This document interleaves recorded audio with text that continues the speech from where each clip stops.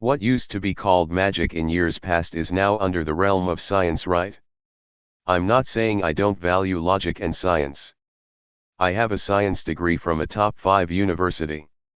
I'm just saying your ego mind, which wants to keep you stuck and surviving, uses the excuse of logic and science when that's actually not the full scope of how reality works. We are incredibly limited in our conscious understanding of reality. We don't even know what we're doing here on a floating rock in infinite space, and we can hardly see much of the light spectrum as it is. So remember that when your ego tries to believe in your limitations and the 3D reality only. You being here is magic that even the most advanced science does not know the answer to. Do scientists know fundamentally why there is something at all instead of nothing?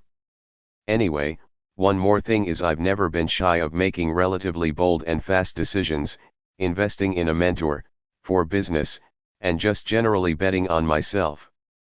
Because getting around people who think bigger than you and don't settle is a hack, and it's worth every penny. There is a reason millionaires hang with other millionaires.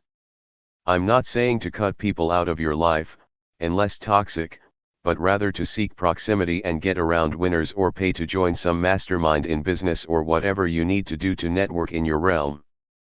So I use all of this in combo with Neville's methods primarily. I really like revision method as well. The act of decision literally creates a parallel reality and becomes the new bridge to your manifestation. Thank you for watching the video. Please let me know in the comments the kind of success stories you would like to listen to.